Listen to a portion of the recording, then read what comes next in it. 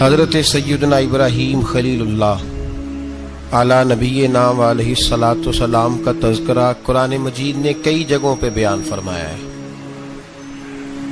نبی پاک صلی اللہ تعالی علیہ وسلم نے ارشاد فرمایا کہ میں ملت ابراہیم پہ ہوں۔ حضرت ابراہیم علیہ الصلوۃ والسلام کے سیرت کو، سوانح کو، ان کی زندگی کے واقعات کو قرآن مجید نے متعدد مقامات پہ بیان کیا ہے۔ انبیاء کرام علیہم السلام 1,24,000 کم و بیش ہوئے، لیکن دین اسلام میں نبی پاک علیہ السلام کی امت میں جو مقام حضرت ابراہیم کا ہے وہ بس انہی کا ہے۔ ان کی زندگی ایک بڑی خوبصورت، بڑی منفرد اور مسلمانوں کے لیے بڑی اسوہ نور دینے والی زندگی ہے۔ نبی پاک صلی اللہ علیہ وسلم نے فرمایا میں اپنے باپ حضرت ابراہیم کی دعا بن کے دنیا میں آیا ہوں۔ اور پھر محبوب پاک سید عالم صلی اللہ تعالی علیہ وسلم نے اپنی امت میں بھی جناب ابراہیم کے طریقے کو جاری رکھا۔ صحابہ نے قربانی کے بارے میں حضور سے پوچھا ما ھذہ الاضحیہ، یا رسول اللہ صلی اللہ علیہ وسلم یہ قربانی کیا ہے؟ تو فرمایا سنت ابیکم ابراہیم، یہ تمہارے باپ حضرت ابراہیم کا طریقہ ہے، یہ تمہارے باپ حضرت، حالانکہ قربانی نبی پاک صلی اللہ علیہ وسلم کا بھی طریقہ ہے، لیکن فرمایا تمہارے باپ حضرت ابراہیم کے ذکر کو باقی رکھا۔ اللہم صلی علی محمد وعلی آل محمد کما صلیت علی ابراہیم وعلی آل ابراہیم، ان کے تذکرے کو باقی رکھا دین کے اندر۔ حضرت ابراہیم بڑی امتیازی شان والے نبی ہیں، بڑی امتیازی شان والے۔ رب کریم کا وہ دوست جس نے کوئی چیز بچا کے نہیں رکھی، ہر شے ہی اپنے رب کی بارگاہ میں پیش کر دے۔ چند چیزوں سے انسان کو بڑا پیار ہوتا ہے، گھر اسے بڑا پیارا ہوتا ہے۔ وہ بڑا خوبصورت ہوٹل، 5 سٹار ہوٹل میں رہا، وہ اسلام آباد گیا، کسی سفر پہ گیا تو بڑے اعلیٰ قسم کے اس کو کھانے ملے، بڑی چیزیں ملی، لیکن کبھی دائیں کروٹ کبھی بائیں کروٹ۔ تو ساتھ بیڈ پہ دوست تھا تو اس نے کہا صاحب سو جاؤ، تو اس نے کہا یار جو مزہ اپنے گھر میں سونے کا ہے وہ کسی اور جگہ تھوڑی ہے۔ گھر بڑا پیارا ہوتا ہے، انسان کو لگاؤ ہوتا ہے، جس بے تکلفی سے، سکون سے، آرام سے انسان اپنے گھر میں وقت بتاتا ہے، کہیں اور مشکل ہو جاتا ہے۔ دوسرا، انسان کو اولاد بڑی پیاری ہوتی ہے، بڑی عجیب شے، نہ ہو تب بھی بڑا دکھ ہے، اور ہونے کے بعد بھی اس کی بڑی آزمائشیں، یہ بڑی ایک میٹھی چیز ہے۔ اولاد ایک بڑا عجیب سا میوہ ہے، پتہ نہیں یہ کس انجیکشن کا نام ہے کہ چھاتی پر چڑھ جائے تو اللہ سکون عطا فرما دیتا ہے، پتہ نہیں کس ٹھنڈی دولت کا نام رب کریم نے اولاد رکھا ہے، بڑی پیاری ہوتی ہے اولاد۔ پھر تیسری چیز انسان کی اپنی جان ہے، اور یہ اتنی قیمتی شے ہے کہ اللہ کریم نے فرمایا کہ اگر تیری گردن پہ کوئی آدمی پستول رکھ کے، تلوار تیرے گلے پہ رکھ کے کہے نا کہ رب کا انکار کر دے ورنہ مار دوں گا، تو فرمایا وقتی طور پہ میری ذات کا انکار کر پر جان بچا جا۔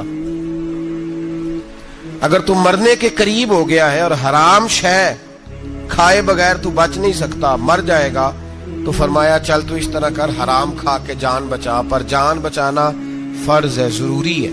وطن بڑا پیارا، اولاد بڑی پیاری، جان بڑی پیاری، پر حضرت ابراہیم سے رب کریم نے فرمایا چل ابراہیم کوئی چیز دے، تو کہا یا اللہ تینوں ہی تیرے نام پہ قربان کرتا ہوں، تیری ہوئی ساری، ہر شے تیری۔ حضرت ابراہیم نے دین کے لیے، آپ شہر بابل کے قریب پیدا ہوئے تھے، وہاں سے مصر آئے، مصر سے فلسطین آئے، اور فلسطین سے آ کر کے کعبہ آباد فرمایا۔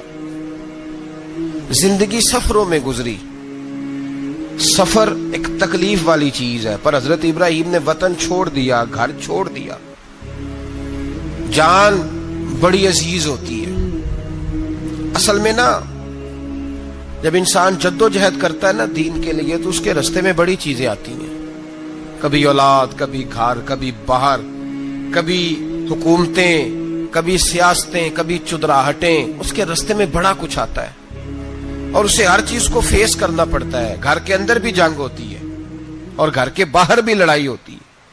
یہ آسان ہے ہی نہیں. ہم تو خیر ہتھیار چھوڑ کے پھینکنے والے لوگ ہیں، ہم بھولے بھالے لوگ ہیں. ہم کہتے ہیں میں نے تو کہا تھا مہندی نہ کرو، پر بیٹے نہیں مانے، بھولے جو ہوئے. اسی طرح حالانکہ اگر وہ بیٹا کہے نا کہ ابا جی لاؤ زندگی میں سارا کچھ میرے نام کرو، تو پھر ہم بھولے نہیں ہوتے اور اس وقت ہم تیز ہوتے ہیں، کہتے ہیں یہ کیسے ہو سکتا ہے، ہاتھ کاٹ کے دے دوں. اس وقت نہیں. دین کے معاملے میں بھولے ہوتے ہیں. بیٹا بد مذہب کے پاس جا رہا ہے تو اس وقت ہم بھولے بھالے ہیں، کوئی عرض نہیں. لیکن اگر وہ اپنی پسند کی شادی کرے ہمیں کراس کر کے، پھر ساتھ ہی ہم تیز ہو جاتے ہیں. تو حضرت ابراہیم نے جب دین کے لیے نکلے تو جد و جہد کی، گھر کے اندر بھی گھر کے باہر بھی. آپ کے والد کا نام طارق ہے، وہ توحید پرست تھے، ایماندار تھے، پرہیزگار تھے. آپ کے چچا کا نام آزر ہے، وہ بت پرست تھے، بت بیچا کرتے تھے. حضرت سیدنا ابراہیم علیہ السلام جب میدان عمل میں نکلے تو حضرت ابراہیم علیہ السلام نے اپنے گھر سے جہاد شروع کیا. لڑنا پڑا. گھر کے اصولوں سے چچا نے جو رواج بنائے ہوئے تھے اس رواج سے ٹکرائے. فرمایا میں اپنے گھر کے اندر یہ بت پرستی نہیں ہونے دیں گا. چچا کو ایک دفعہ نہیں، بار بار 100 دفعہ سمجھایا. آپ کا چچا بت بنا کے بیچا کرتا تھا. حضرت ابراہیم علیہ السلام تھوڑے بڑے ہوئے تو کہنے لگا کہ چلو میرے ساتھ، تم بھی بت بیچنے ہیں، ہمارا کاروبار ہے. حضرت ابراہیم ساتھ نکلے تو بت پکڑا ہے. گندے پانی کے اندر اس بت کو ڈبوتے ہیں، کہتے ہیں کسی نے خریدنا ہے تو خرید لو، نہ یہ نفع دے سکتا ہے نہ نقصان دے سکتا ہے. جو اپنا آپ نہیں بچا سکتا تمہیں کیا بچائے گا، خریدنا ہے تو خرید لو. چچا کہنے لگا تو کاروبار چمکا رہا ہے کہ تباہ کر رہا ہے. گھر میں بڑے معاملات خراب ہوئے، جھگڑے ہوئے، لیکن حضرت ابراہیم علیہ السلام ایک منٹ کے لیے بھی اپنے گھر کے اندر بھی کمپرومائز کرنے کو تیار. یہ تھوڑا مشکل میں نے پہلو چھیڑ دیا ہے، یہ تھوڑا مشکل پہلو چھیڑ دیا ہے. بڑا سمجھدار آدمی ہے پر بیوی سے پردہ نہیں کرا سکتا. سیانا ہے، پنچایت کا بندہ ہے، جو اسے آپ کہیں گے وہ بات یہ سنائے گا، لیکن کہتا ہے نہیں جی میں نے کوشش کر لی ہے. کس قسم کی کوشش ہے صاحب، یہ کیسے ہو گیا؟ حضرت ابراہیم علیہ السلام نے گھر کے اندر سے فرمایا نہیں کرنے دوں گا. گھر کے اندر بھی ٹکرائے. فرمایا تم جو بھی ہو، پاش پاش کیا چچا کے اصولوں کو. اور باہر جب نکلے تو صرف علاقے کے چیئرمین سے نہیں ٹکرائے، ایم پی ایم این اے وزیر مشیر سے نہیں ٹکرائے. سپر پاور نمرود دنیا کا واحد حکمران تھا اس وقت، دوسرا کوئی حکمران ہی نہیں تھا. اکیلے حکمران سے جا کر ٹکرائے. کوئی ساتھ فوج نہیں تھی، کوئی ساتھ ان کے طاقت بظاہر دنیا داری کی کوئی نہیں تھی، پر حضرت ابراہیم جا کے ٹکرائے. اور میرے رسول پاک صلی اللہ علیہ وسلم نے سند بیان کی. فرمایا افضل الجہاد کلمۃ الحق عند سلطان الجابر. فرمایا سب سے افضل جہاد یہ ہے کہ تو ظالم بادشاہ کے سامنے کھڑے ہو کے حق بات بیان کر دے. یہ سب سے بڑا جہاد ہے، یہ سب سے افضل الجہاد کلمۃ الحق عند سلطان الجابر، سب سے بڑا جہاد. حضرت ابراہیم کھڑے ہو گئے، سپر پاور سے ٹکرائے. یہاں ہم لوگ حکمتوں کا شکار ہیں، دیکھیں گے، کریں گے، سوچیں گے. اور مولوی صاحب کو ویسے کہتے ہیں آپ پرہیز کریں سیاسی باتوں سے. بھئی اللہ کے ہر نبی نے جا کے وقت کے ظالم حکمران کو لتاڑا ہے، للکارا ہے. یہ تو مشن انبیاء ہے. حضرت سیدنا ابراہیم علیہ السلام نے جو اس کو جا کے کہا کہ تو جھوٹ بولتا ہے، تو جھوٹا ہے، تو خدائی کا دعویٰ کرتا ہے، تو بہت بڑا ظالم ہے. اور قرآن مجید نے اس ساری بات کو بیان فرمایا. حضرت ابراہیم علیہ السلام سے کہنے لگا میں رب ہوں. تو آپ نے فرمایا میرا رب تو وہ ہے جو زندہ کرتا اور مارتا ہے. تو پھر آپ حق بات بیان کریں گے تو اللہ مارے گا کہ بندہ مارے گا؟ کچھ بھی نہیں ہوتا، کیونکہ زندگی موت کس کے ہاتھ میں ہے؟ اللہ کے ہاتھ میں. زندگی موت اللہ، کچھ بھی نہیں ہوتا. انسان صحیح سمت کا تعین کرے اور صحیح چلے. حضرت علی شیر خدا سے کسی نے کہا تھا کہ آپ کے بڑی دشمنی ہے، کوئی محافظ رکھ لیں. آپ فرمانے لگے موت خود بہت بڑی محافظ ہے، وقت سے پہلے آتی ہی نہیں. بڑی محافظ ہے وقت سے پہلے. علامہ نورانی رحمت اللہ تعالی علیہ کراچی جیسے شہر میں رہا کرتے تھے، جہاں گام گام پہ خطرہ تھا. लोगों ने कहा हजरत इतने बड़े लीडर हो, आपकी जमात की 62 सीटें हुई कौमी असेंबली में, एक ऐसा वक्त भी आया तो कोई एक आदमी बंदूक वाला, आप फरमाने लगे मुझे जरूरत ही नहीं, इसलिए कि जिस खुदा रसूल के लिए मैं निकला हूं वो खुद ही हिफाजत करने वाले हैं, जरूरत नहीं इन चीजों। तो भाई हजरत इब्राहिम टकराए और आपका अंदाज क्या है? जाके कहा कि तू नहीं, खुदा वो है जो जिंदा करता। और उसने एक बेवकूफों जैसी दलील दी। एक आदमी को कल फांसी देनी थी तो उसको बुलाया, कहने लगा तुझे कब फांसी है? उसने कहा कल। कहने लगा जा तुझे आजाद किया, जिंदगी दी, उसको छुट्टी दे दी। एक आम आदमी बेचारा बैठा था, उसको पकड़ के ना कहने लगा इसकी गर्दन उड़ा दो। कहने लगा देख लो मैं भी जिंदा करता और मारता हूं, वो जो कल मरने वाला था मैंने जिंदा कर दिया है, और जिसको पता ही नहीं था कि मैंने मरना है उसे पकड़ के मैंने मार दिया है। ये बेवकूफों जैसी दलील है। हजरत सैयदना इब्राहिम अलैहिस्सलाम चाहते तो उसी वक्त दलील तोड़ देते कि तू क्या बेवकूफों जैसी बात कर रहा है, अगर तू जिंदगी देता है तो मरे हुए में जान डाल के दे जिसको तूने मारा है। लेकिन हजरत इब्राहिम ने देखा कि बेवकूफ है, बेवकूफों से बहस नहीं होती, दलील बदल ली जाती है, उनकी अकल के मुताबिक बात की जाती है। हजरत इब्राहिम फरमाने लगे मेरा रब वो है जो सूरज मशरिक से निकालता है और मगरिब में गुरूब करता है, तू अगर रब है तो तू मगरिब से निकाल के मशरिक में गुरूब कर। फबुहितल्लज़ी कफर, काफिर लाजवाब हो गया, उसके पास इस चीज का कोई जवाब नहीं था। अल्लामा इस्माइल हकी ने खूबसूरत फिक्रा लिखा है, खूबसूरत, जान डाल दी एक जुमला कह के। हजरत सैयदना अल्लामा इस्माइल हकी रहमतुल्लाह अलैह फरमाने लगे चूंकि नमरूद बेवकूफों जैसी बातें कर रहा था, अगर वो ये कह देता ना कि मैं सूरज को निकालता हूं मशरिक से, मैं गुरूब करता हूं माज़अल्लाह मगरिब में मैं निकालता हूं, तो आप अपने रब से कहिए कि वो मगरिब से निकाल के मशरिक में गुरूब करे। अल्लामा इस्माइल हकी फरमाते हैं रब करीम की आवाज़े कुदरत थी, मालिक हजरत इब्राहिम अलैहिस्सलाम के इस, अगर वो कह देता और हजरत इब्राहिम दुआ कर देते तो रब करीम ने फरिश्तों को तैयार बिठाया हुआ था। फरमाया अगर ये कह दे मेरे खलील से कि सूरज मगरिब से निकाल के मशरिक में गुरूब करना है तो तैयार रहना, जिस तरह खलील कहेंगे वैसे ही कर देंगे। वत्तखज़ल्लाहु इब्राहीम खलीला, इब्राहिम हमारा दोस्त जो हुआ, जैसे कहेगा वैसे कर देंगे। हजरत सैयदना इब्राहिम अलैहिस्सलाम की बातों का जब जवाब न दे सका, दलील नहीं बंदा देता, फिर लड़ाई करता है, फिर झूठे मोटे एतराज करता है। दलील खत्म होती है तो लोग जातियात पे उतरते हैं, कहते हैं ये खांसता सही नहीं, देखता सही नहीं। दलील खत्म, अब जातियात पे उतरे, कहने लगे मुझे पता चला है कि ये फलानी जगह गया था तो वहां जाके इसने इस तरह किया है। फिर लोग जातियात पे उतरते हैं, जब दलील का जवाब दलील से नहीं दे पाते फिर जातियात पर उतर कर हमले करते हैं। हजरत इब्राहिम के दलाइल का जवाब नमरूद ना दे सका तो कहने लगा कि इसको आग में डाल दो। कौम गई हुई थी सारी, आपने बात सुनी हुई है, मैंने सिर्फ इशारा देना है, मेले पे। तो हजरत सैयदना इब्राहिम अलैहिस्सलाम ने सारे बुत तोड़ दिए, कुल्हाड़ा बड़े बुत की गर्दन पे रखा, वापस आए, कहने लगे बुत किसने तोड़े हैं? तो फरमाया इससे पूछ लो जिसकी गर्दन पे कुल्हाड़ा है। कहने लगे ये तो बोल ही नहीं सकता। तो फरमाने लगे बड़े बेवकूफ हो, जो बोलता ही नहीं, सुनता ही नहीं, अपना आप नहीं बचा सकता, उसकी पूजा करते हो? कहने लगे पकड़ो, दलीलें खत्म हो गई, इसको आग में डालो।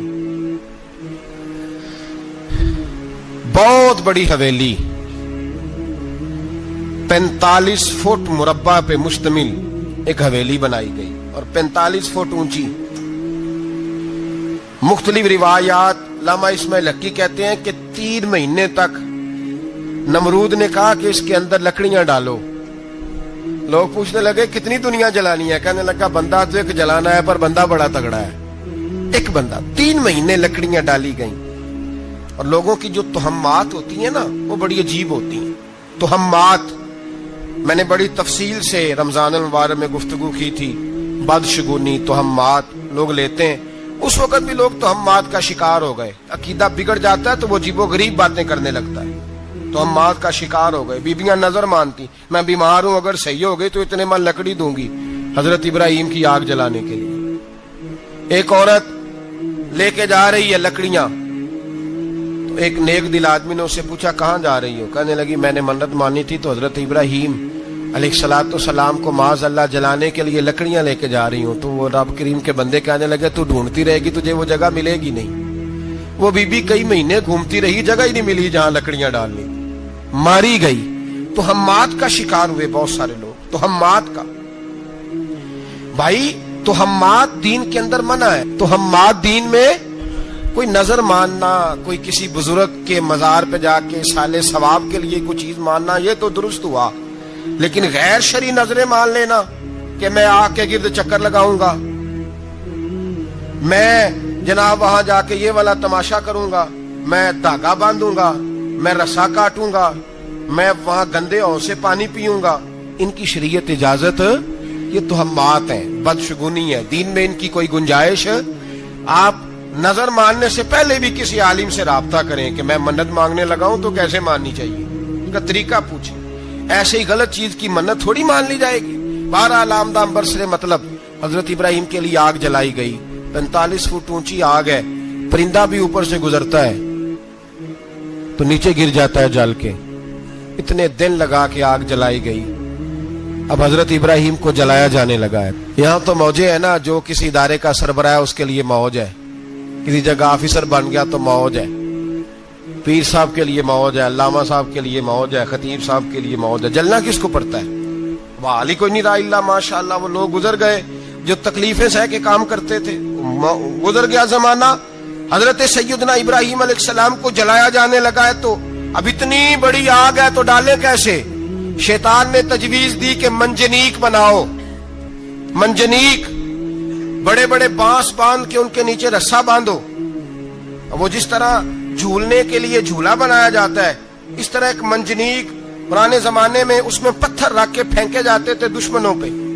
वो मंजनीक बनाई गई कि दूर से हजरत इब्राहिम को फेंकेंगे। हाथ हजरत इब्राहिम के बांध दिए, पांव मुबारक बांध दिए, पूरी जमीन पे एक नाम लेने वाला खुदा का, और उसको आज रस्सियों में जकड़ा हुआ है। जब फेंका जाने लगा ना आग में, हूरे रोने लगी, फरिश्ते तड़पने लगे, ए अल्लाह ये क्या होने लगा है? एक तेरा खलील और वो भी आग में। फरमाया जाओ जाके उससे कहो अगर तुम्हारी मदद लेता है तो उसे बचाओ। हवा का फरिश्ता आया, कहा इब्राहिम अगर तू कहे।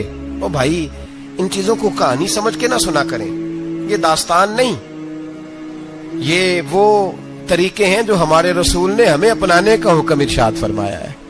जो अकीदे, ये वो नजरियात है जो हमें ओढ़ने को कहा गया। अपने रब करीम की रिजा पे राजी रहने के ये वो खूबसूरत मौके हैं सूफिया ने जिनको बनाकर समझाकर हम तक पहुंचाया है। ये है अहले तरीकत की बातें। वो कहते हैं यार जिस हाल में रखे राजी रहना है। हजरत इब्राहिम अलैहिस्सलाम को फेंका जा रहा है, फरिश्ता आया, ए अल्लाह के खलील अगर हुक्म दो तो इतनी हवा चलाऊं कि नमरूदी जल जाए सारे, आग उन पे फेंक दी जाए। आपने फरमाया तू जा, तुझसे मुझे कोई काम नहीं। थोड़ी देर के बाद पानी का फरिश्ता आया, कहा हुजूर इतनी बारिश बरसाऊंगा कि आग बुझ जाएगी। फरमाया तू जा, तुझसे कोई काम नहीं। अब जब मंजनीक में रख दिए गए, आग में जाने का लम्हा है, तैयारी है, हजरत जिब्रील अमीन हाजिर खिदमत हुए। कहा इब्राहिम कोई हाजत? फरमाया तुझसे कोई नहीं। कहा चलो मुझसे नहीं तो रब करीम से ही बात कर लो, मुझे पता है मैं छोटा हूं, आप मुझसे मदद क्यों लोगे, रब करीम से ही बात कर ले। तो हजरत इब्राहिम कहने लगे जिब्रील ये बता, रब को नहीं पता उसका खलील किस हाल में है? उसे नहीं पता मैं किस हाल में हूं, मेरे हाथ बंधे हैं, पैर बंधे हैं आग में, उसे नहीं पता।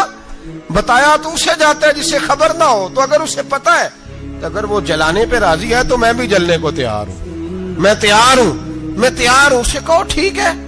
हजरत सैयदना इब्राहिम अलैहिस्सलाम को मंजनीक में डाल के जो फेंका आग में, या नारुकूनी बरदम व सलामन अला इब्राहिम, अल्लाह ने फरमाया ए आग मेरे इब्राहिम पे ठंडी भी हो जा और सलामती वाली भी हो जा। हजरत इब्राहिम को दो फरिश्तों ने बिठा दिया जमीन पे, फूल खिले हैं, कौंपले महक रही हैं, कलियां खुशबू दे रही हैं। हजरत इब्राहिम ने सर सजदे में रख दिया, सुबहान अल्लाह वल्हम्दुलिल्लाह वला इलाहा इल्लल्लाह वल्लाहु अकबर। हजरत इब्राहिम अल्लाह की तस्बीह पढ़ने लगे, रब करीम का शुक्र बजा लाने लगे। निकले वहां से, कुछ दिन गुजर गए, निकले, हुक्म हो गया इब्राहिम इलाका छोड़ दो।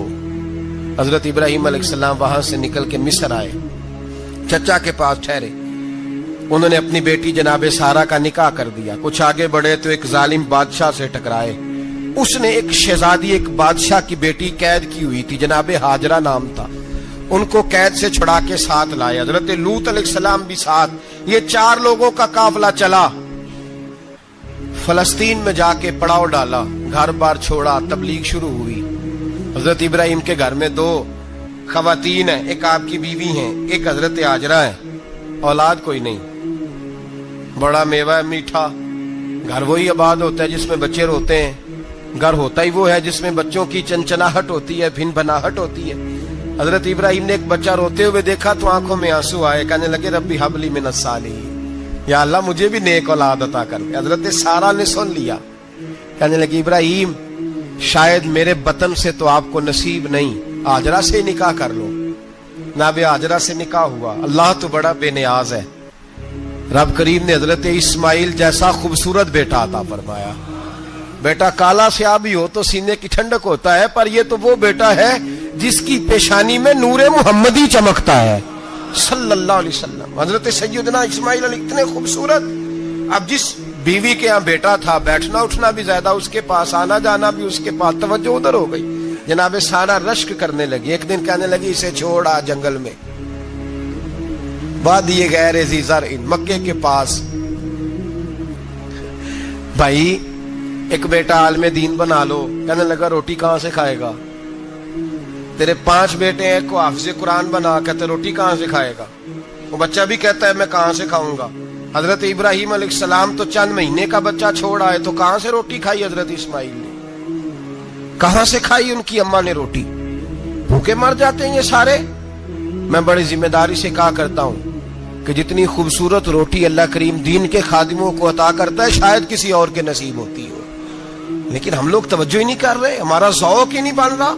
ہم یہ محنت ہی نہیں کر رہے کہ قوم کو مستند علماء کی ضرورت ہے. علاقوں کے علاقے خالی ہیں, ادھر ہمارا مزاج ہی نہیں بن رہا, توجہ ہی نہیں دین کی خاطر. اور پھر چلے بچے تو بعد کی بات ہے نا, جو ابھی خود جوان ہے وہ بھی یہ دعا. ایک صاحب مجھے کہنے لگے میں دعا مانگ رہا ہوں اللہ مجھے بیٹا دے تو میں اسے دین پہ لگاؤں گا. تو میں نے کہا آپ بھی بوڑھے نہیں ہوئے, آپ خود ہی لگ جائیں. بیٹا تو ابھی آئے گا تو لگے گا نا. تو آپ تو اس وقت ہے تو آپ تو پہلے لگے نا صاحب. 2 گھنٹے تو نکال کے آئے, دین سیکھنے کو کافی ہے. آپ اتنی لمبی سوچ رہے ہیں کہ بچہ آئے گا تو بڑا ہوگا تو وہ جائے گا تو دیکھی جائے گی. ابھی تو آپ ہیں تو آپ تو آؤ.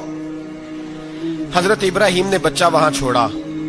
یہاں سے جو عمرہ کرنے لوگ جاتے ہیں نا, جو حج کرنے جاتے ہیں, ان کو پتا ہے کہ وہاں دنیا کی ہر نعمت ملتی ہے, پھر بھی ڈبل ٹرپل پیسے لوگ جیبوں میں ڈال کے جاتے ہیں. حضرت ابراہیم جب وہاں لے کے گئے تو کوئی انسان نہیں تھا, پانی کا قطرہ نہیں تھا. 2 کلو کھجوریں, ایک مشکیزہ. بیوی کو تھمایا. ہمارے گھر میں ہزاروں چیزیں پڑی ہیں, لیکن وہ جو توکل ہے نا وہ ختم ہو گیا ہے. اللہ دے گا, حلال حلال پہ قناعت کرے, جائز جائز پہ بھروسہ کرے, رب کریم عطا کرنے والا ہے. وہ مزاج ختم ہو گیا.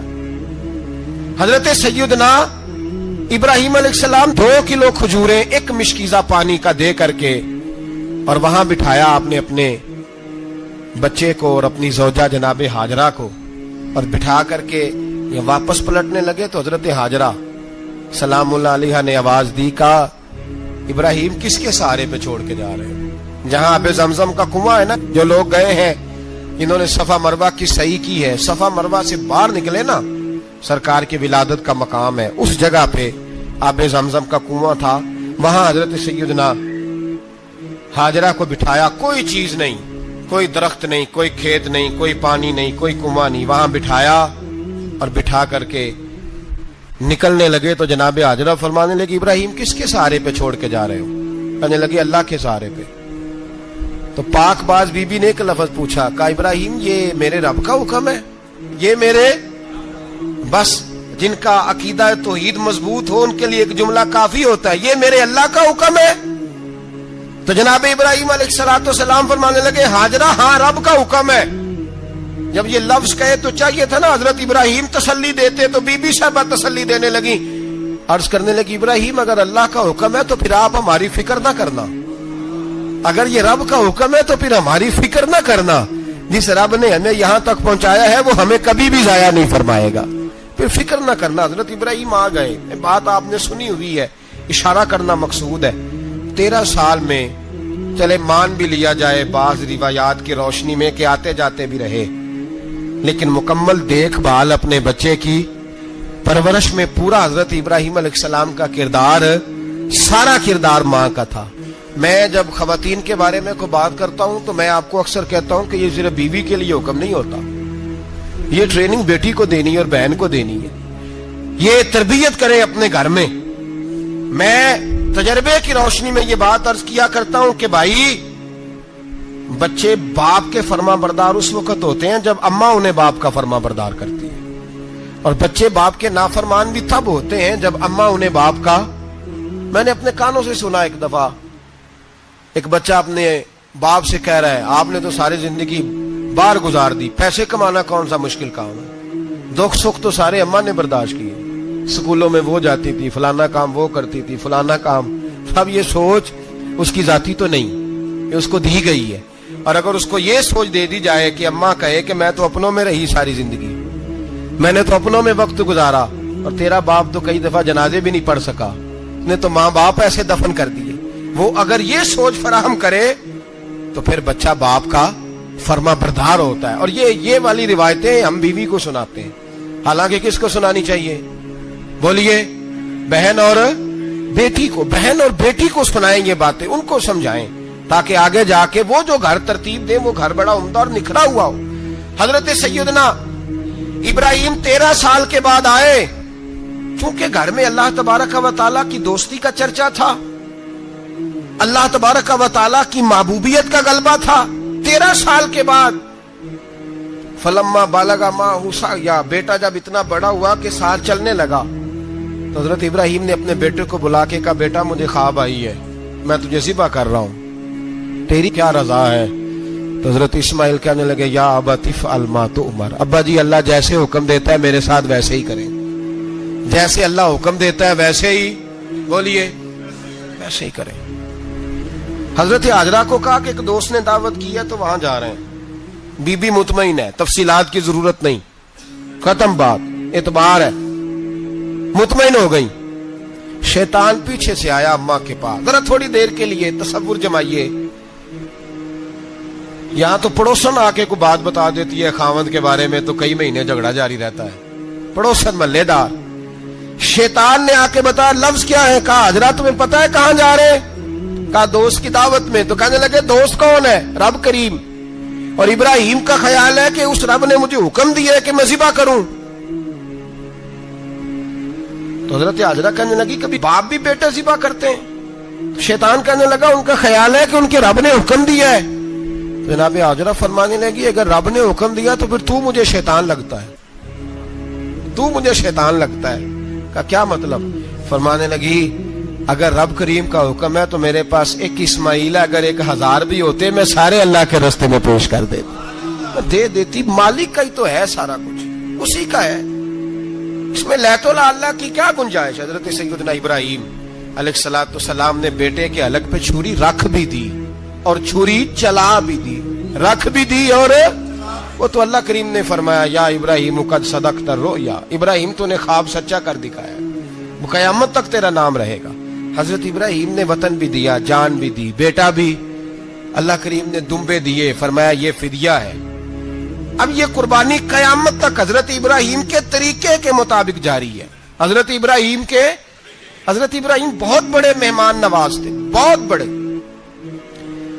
آپ جب مصر میں قیام تھا تو بڑے بڑے لمبے چوڑے لنگر پکتے تھے, لوگ آیا جایا کرتے تھے, بڑا تفصیل کے ساتھ کھانا ہوتا تھا. مہمان نوازی آپ کی خاص صفت مبارکہ ہے. ہمارے ہاں بھی مہمان نوازی ہوتی ہے امیروں کی, بلکہ اب تو مہمان نوازی اس طرح کی ہے کہ کل تیری میرے پاس دعوت ہے اور پرسوں میری تیرے پاس ہے. وہی امیروں میں وہ چکر رہتا ہے, پارٹیاں دوست ایک دوسرے کو ڈالتے ہیں, تیری طرف پارٹی تیری طرف.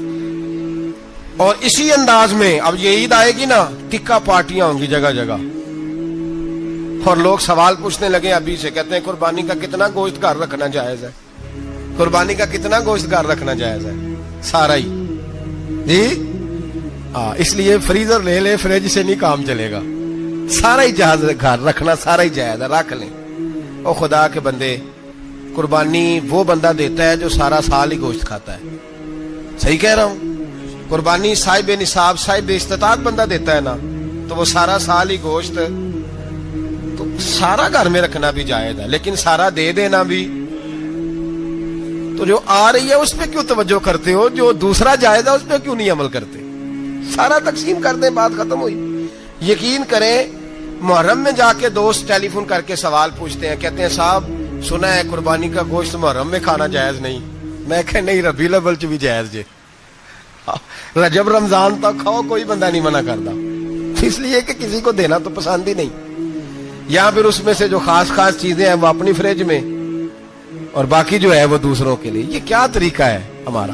اور اسی پہ عمل ہے۔ اللہ تبارک و تعالی ہمیں سمجھنے کی توفیق عطا فرمائے۔ حضرت ابراہیم بہت بڑے مہمان نواز تھے، صرف قربانی نہیں دیتے تھے، سارا سال بہت سارا لنگر، بہت سارا کھانا پینا، بہت ساری چیزیں جاری رہتی تھی۔ اور جتنے غریب لوگ تھے فلسطین کے، ان کو پتا تھا کہ حضرت ابراہیم علیہ السلام کا لنگر جاری ہے۔ فلسطین میں جب آپ کا قیام تھا، ایک دفعہ ڈھیروں مہمان آ گئے اور کھانے کو کوئی چیز نہیں۔ حضرت سارہ اور جناب ہاجرہ دونوں اس وقت موجود تھیں۔ وہ کہنے لگی ابراہیم بہت سارے مہمان آ گئے تو کیا کریں؟ جناب سارہ کہنے لگی کس طرح کر کے ان کی مہمان نوازی کرنی؟ اور حالات یہ ہے کہ قحط پڑا ہوا ہے فلسطین میں، مصر میں، دور دراز علاقوں میں۔ تو حضرت ابراہیم کہنے لگے یہ اللہ کے مہمان ہیں اور ہمیں رب کریم کا بندہ سمجھ کے آ گئے، اللہ ہی بندوبست کرے گا۔ فرمانے لگے میرا مصر میں ایک دوست ہے، وہ قحط کے دنوں میں غلہ جمع کر لیتا ہے، میں اس کی طرف پیغام بھیجتا ہوں، مجھے امید ہے وہاں سے غلہ ملے گا۔ 2 3 5 اونٹ والے غلام بلائے اور ان کو کہا کہ جاؤ غلہ لے آؤ مصر کے دوست سے۔ وہ لوگ کہتے ہیں ہم غلہ لینے گئے، وہاں جب پہنچے تو حضرت ابراہیم خلیل اللہ علیہ السلام کا پیغام دیا تو آپ کا وہ دوست کہنے لگا غلہ تو بے شمار تھا، مجھے خبر نہیں تھی کہ حضرت ابراہیم کا پیغام آئے گا، تو میں تو سارا تقسیم کر چکا ہوں، لوگ لے گئے، اب تو کوئی شے نہیں۔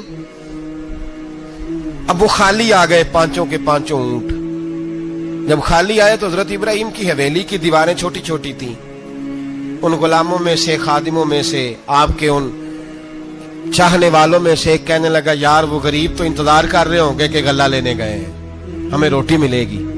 چھوٹی چھوٹی دیواریں ہیں، وہ جب دیکھیں گے نا خالی آ گئے تو انہیں تکلیف ہوگی، اس طرح کرو بوریوں میں ریت بھر لیتے ہیں، ریت بھر کے لے جاتے ہیں، بعد میں اندر رکھ کے انہیں سمجھا بہلا لیں گے یا حضرت ابراہیم کو بتائیں گے، وہ خود ہی ان لوگوں کی دل جوئی فرمائیں گے۔ اب غلہ کی جگہ ریت بھر کے اونٹوں پہ رکھ کے لائی گئی، لا کے بوریاں جب رکھ دی گئیں، حضرت ابراہیم علیہ السلام دوپہر کے وقت آرام فرما رہے تھے، بی بی سارہ اٹھی، کہتی ہیں جب میں نے دیکھا نا کہ بوریاں پہنچ گئی ہیں تو گئی، غلام کو ساتھ لیا اور اس کو جب کھولا نا تو کہتی اتنی حسین گندم میں نے پہلے کبھی دیکھی نہیں تھی، اتنا پیارا دانا میں نے کبھی ملاحظہ ہی نہیں کیا تھا۔ فرماتی ہیں جب اس کو پیس کر چکی میں روٹیاں پکائیں تو خوشبو دور دور تک پھیل گئی، اعلیٰ غذا بنی، بڑے بڑے کھانے بیبیوں نے مل کے پکائے، چن دیے گئے۔ حضرت ابراہیم اٹھے تو لوگ کھانا کھا رہے، سجدہ شکر ادا کیا، اور جب سجدے میں گئے تو وحی آنے لگی، پھر رونے لگے۔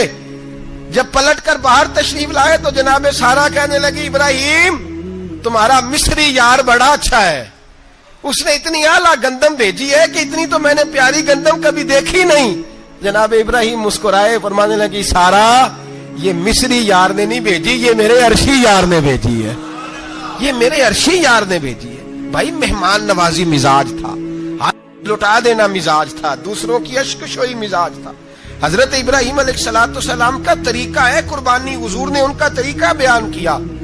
اگر سال کے بعد قربانی دینا ان کا طریقہ ہے تو سارا سال غریبوں کو روٹی دینا بھی حضرت ابراہیم کا طریقہ ہے، سارا سال غریب کی نوکری کرنا یہ بھی حضرت ابراہیم کا طریقہ ہے، بھوکے کو کھانا کھلانا یہ بھی۔ میرے مصطفیٰ کریم سید عالم صلی اللہ علیہ وسلم سے صحابہ نے پوچھا حضور بہترین مسلمان کون ہے؟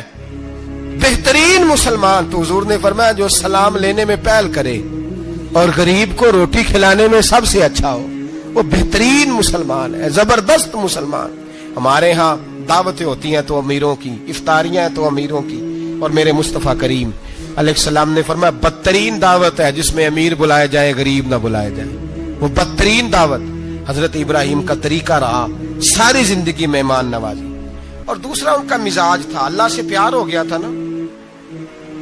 جب رب کریم سے محبت ہوتی ہے نا اور محبت کا احساس ہوتا ہے دل میں, پھر سجدے لمبے ہوتے ہیں. عام آدمی تو نماز بھی نہیں پڑھ سکتا, جسے خدا سے محبت ہوتی ہے وہ تہجد بھی نہیں چھوڑ سکتا. وہ یہ محبت کی بات ہے نا, جس کو پیار ہوتا ہے اس کی تہجد بھی ہے, اس کی اشراق بھی ہے, چاشت بھی ہے, اس کے عمرے بھی ہیں, اس کے حج بھی ہے, اس کے بار بار کعبۃ اللہ کے دیدار بھی ہیں. یہ محبت الہی ہے, جوش مارتی. ان لوگ سجدہ کرتے ہیں تو اٹھتے ہی نہیں, اللہ کے بندوں سے پیار کرتے اللہ کی. حضرت ابراہیم کو رب کریم سے اتنی محبت تھی, اتنا پیار تھا کہ وہ آپ کی زندگی کے ہر پہلو سے چھلکتا تھا. ایک وقت ایسا آیا کہ اللہ تعالیٰ نے حضرت ابراہیم کو بہت زیادہ مال عطا فرمایا. اتنے اونٹ گنے نہیں جاتے, گائیں اتنی زیادہ کہ شمار نہیں ہوتی, بکرے بکریاں اتنی زیادہ کہ شمار, بہت زیادہ مال اللہ نے عطا فرمایا. اور ابھی کچھ عرصہ پہلے آپ پیچھے جائیں نا تو جو لفظ مال تھا وہ روپے پہ تو بولا ہی نہیں جاتا تھا, وہ جانوروں پہ بولا جاتا تھا. بہت زیادہ مال اللہ نے دیا, بکریاں, گائیں, اونٹ, بیل, بڑا کچھ. تو رب کریم نے فرشتوں سے فرمایا کہ واتخذ اللہ ابراہیم خلیلا, ابراہیم میرا دوست ہے. تو فرشتے کہنے لگے یا اللہ جسے اتنا کچھ دیا جائے اس نے دوست تو بننا ہی ہوتا ہے, تو نوازا ہی بڑا ہے, اتنا مال, اتنے کھیت کھلیان, اتنا کچھ. اللہ کریم نے فرمایا جاؤ آزمائش کر لو, امتحان لے لو. فرشتہ امتحان لینے پہنچ گیا. حضرت ابراہیم کے جانور چر رہے ہیں چراگاہ میں, حضرت ابراہیم بھی ہیں, غلام بھی ہیں, بہت بڑا ریوڑ ہے. آپ تشریف فرمائیں. ایک فرشتہ آیا تو کھیت میں چھپ کے بیٹھ گیا اور بلند آواز سے کہنے لگا سبحان اللہ والحمد للہ ولا الہ الا اللہ واللہ. یہ تسبیح بڑی پسند ہے, محبوب نے ان کی فضیلت بیان کی. اب وہ حضرت سیدنا ابراہیم علیہ السلام کھڑے تھے تو وہ کھیت میں بیٹھ کے تسبیح پڑھنے لگا سبحان اللہ والحمد للہ ولا الہ الا اللہ. حضرت ابراہیم کہنے لگے یہ میرے رب کا نام کون لے رہا ہے, بڑی اس کی میٹھی آواز ہے, بڑی کون ہے. ڈھونڈنے لگے, گھومتے گھومتے اس کے پاس چلے گئے, فرشتہ انسانی شکل میں. تو میرے رب کا ذکر کر رہا تھا؟ اس نے کہا میں ہی کر رہا تھا. فرمانے لگے یار ایک دفعہ پھر نہیں کرتا. تو کہنے لگا ابراہیم پہلے تو میں اپنی مرضی سے کر رہا تھا, تو کہتا ہے تو پیسے لگیں گے, پیسے ہیں تو کر دیتا ہوں. حضرت ابراہیم کہنے لگے بول تو کیا لے گا, میرے اللہ کا ذکر سنانے کا کیا لے گا. کہنے لگا جتنی بکریاں آپ چرا رہے ہیں ساری دے دے تو میں اللہ کا ذکر سنا دیتا ہوں. آپ نے فرمایا بس جا تیری ساری ہوئی, میرے رب کا ذکر سنا. اور پھر شروع ہو گیا سبحان اللہ الحمد للہ ولا الہ الا اللہ واللہ اکبر. حضرت ابراہیم علیہ السلام کیف میں, یار پھر ذرا سنا, نہ علما وچ پھسا سانو, تو یار دی گل سنا سانو, ذرا دوبارہ سنا. پھر سنایا, ایک دفعہ پھر کہا. فرشتہ کہنے لگا بس جی آپ کے پیسے پورے ہو گئے. حضرت ابراہیم کہنے لگے چل ایک دفعہ اور سنا. کہنے لگا پیسے لگیں گے. تو کیا لے گا؟ کہنے لگا گائیں بھینسیں ساری میری. فرمایا بس یار اتنی قیمت, تو سنا صحیح, سارا کچھ ہی تیرا. پھر شروع ہو گیا سبحان اللہ والحمد للہ ولا الہ الا اللہ واللہ اکبر. گائیں دے دیں, بھینسیں دے دیں, وہ ذکر سناتا ہے. حضرت ابراہیم کبھی مچلتے ہیں, کبھی روتے ہیں, کبھی آہیں بھرتے ہیں. تو میرے رب کا نام لے رہا ہے, ذرا پھر سے لے. کیف جاری ہے. کہنے لگا بس بھائی. حضرت ابراہیم فرمانے لگے تو اور لے لے جو لینا ہے, مجھے ذکر سنا. اس نے کہا ابراہیم بکریاں میں لے چکا, گائے بھینسیں میں لے چکا, اونٹ رہ گئے, سارے لے لوں گا پھر ذکر سناؤں گا. فرمایا جا تیرا ہوا تو ذکر سناتا رہ, میں دیتا ہوں. دے دیا, کچھ دیر ذکر کیا تو اب خاموش ہو گیا. حضرت ابراہیم خلیل اللہ علیہ السلام فرمانے لگے ذکر سنا. کہنے لگا ابراہیم اب تیرے پاس دینے کو کیا ہے, ہر چیز تو میں لے چکا. آپ فرمانے لگے یہ گائے بھینسیں بکریاں چرانے کے لیے تجھے کوئی نوکر ملازم بھی تو چاہیے نا. تو اس طرح کر, مجھے رکھ لے, میں روٹی نہیں مانگوں گا, کھانا نہیں مانگوں گا, تو اللہ کا ذکر سناتا رہنا, میں تیرے جانوروں کی نوکری کرتا رہوں گا. حضرت ابراہیم علیہ السلام نے جب یہ کہا نا, فرشتے کی آنکھوں میں آنسو آ گئے. تر دامنی پہ شیخ ہماری نہ جائیے, ہم دامن نچوڑ دیں تو فرشتے وضو کریں. فرشتہ رو پڑا اور کہنے لگا ابراہیم مجھے سینے سے لگاؤ, آپ واقعی اس قابل ہے کہ اللہ آپ کو اپنا دوست بنائے, واقعی اس قابل ہے کہ رب آپ کو اپنا. حضرت ابراہیم علیہ السلام کا خدا سے محبت کرنے کا نرالا انداز. اور میرے بھائی یہی محبت انہیں میرے مصطفیٰ سے بھی تھی. ایک نبی گھر بنا رہا ہے, دوسرا بنوا رہا ہے. حضرت اسماعیل علیہ السلام پتھر اٹھا اٹھا کے لا رہے ہیں, جناب ابراہیم بنا رہے ہیں. جب خانہ کعبہ بن گیا تو کہنے لگے ربنا وابعث فیہم رسولا, اے اللہ اب اسے بسانے کے لیے اپنا آخری رسول بھی عطا فرما. نبی پاک فرماتے ہیں میں دعا ہوں حضرت ابراہیم کی. یہ قربانی حضرت ابراہیم کا طریقہ ہے.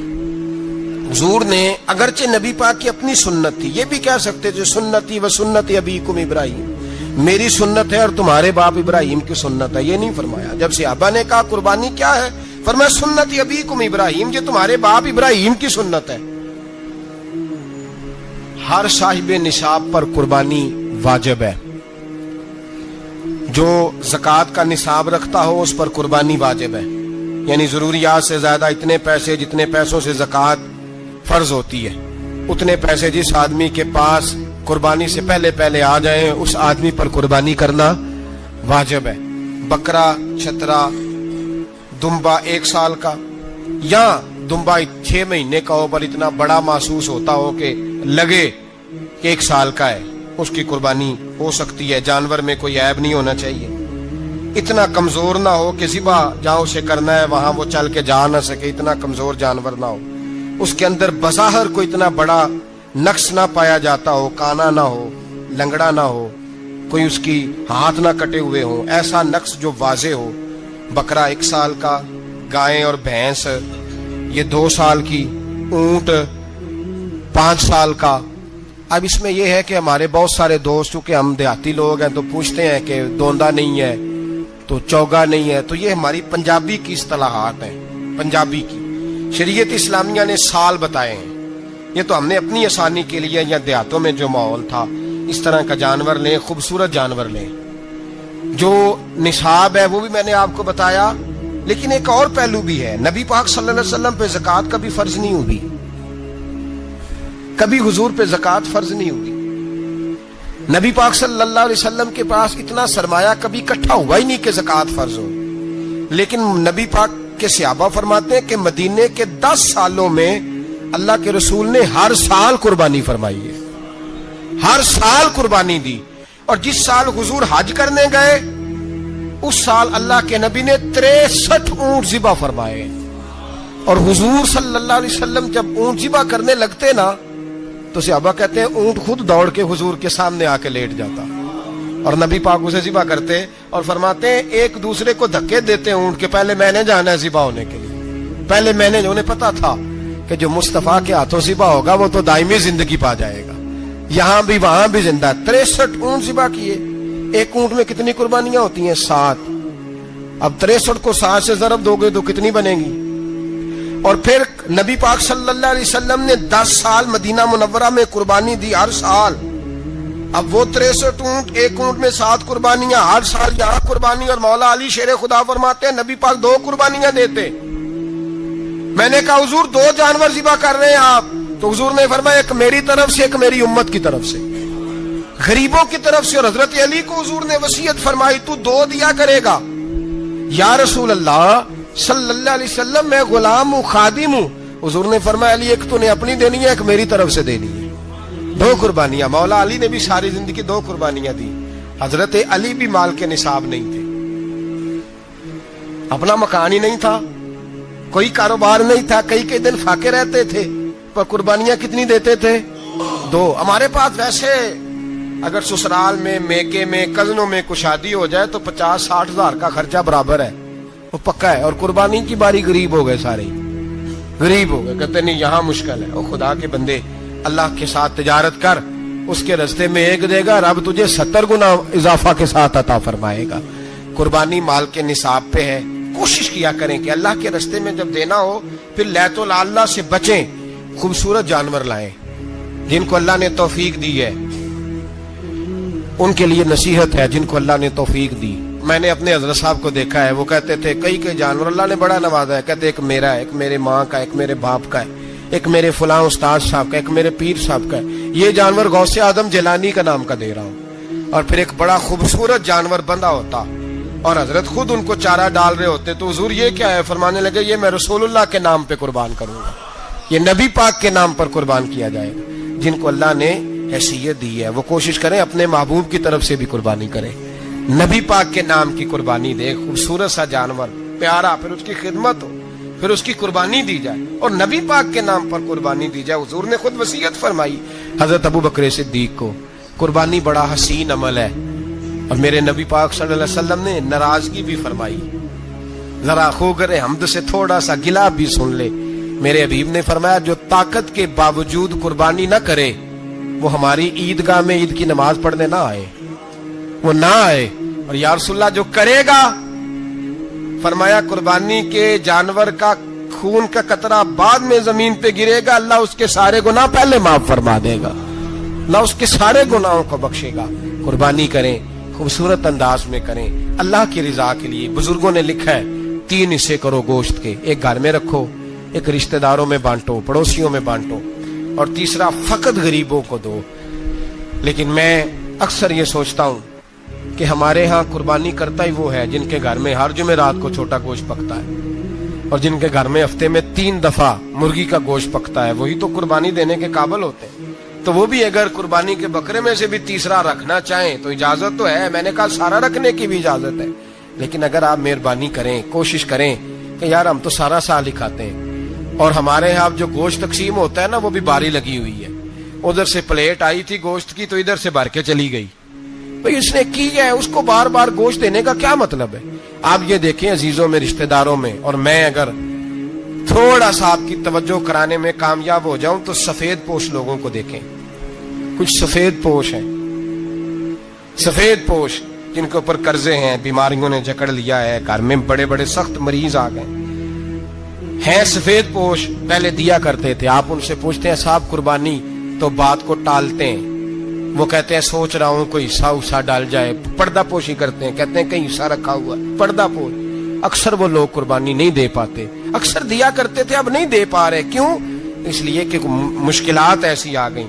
ان لوگوں کا خیال کریں، ان کے گھروں تک گوشت پہنچا کے آئیں، ان پر توجہ کریں۔ وہ سفید پوش آدمی کبھی ذکر نہیں کرے گا، کچھ تو ایسے ہیں جو خود پہنچ جاتے ہیں کہ ہمیں گوشت دیا جائے، لیکن کچھ سفید پوش ہیں لا یسألون الناس الحافا، اللہ فرماتے ہیں کچھ لوگ لپٹ لپٹ کے سوال نہیں کرتے، سفید پوشی کا بھرم رکھتے ہیں، کا مزاج نہیں۔ ان کی طرف دیکھیں، اپنے رشتہ داروں کو دیکھیں، خاص کر ان رشتہ داروں کو دیکھیں جن کا آپ کو پتا ہے کہ غریب ہیں، مجبور ہیں، ان کے گھروں میں گوشت بھیجیں۔ غریب بیٹیوں، غریب بہنوں کا خیال کریں، اس طرف متوجہ ہوں، ان کے ساتھ اس نے سلوک کریں، اس طرف آپ لوگ خیال کریں۔ اللہ ہمیں سمجھنے کی توفیق عطا فرمائے۔ تیرا اندیشہ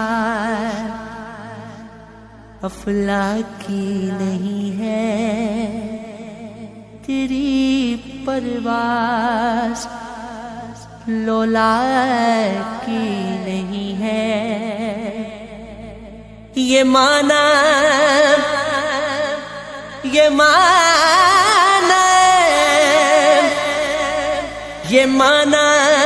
اسد شاہینی ہے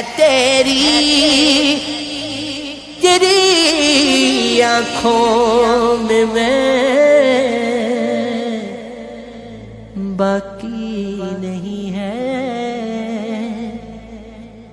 وہ میرا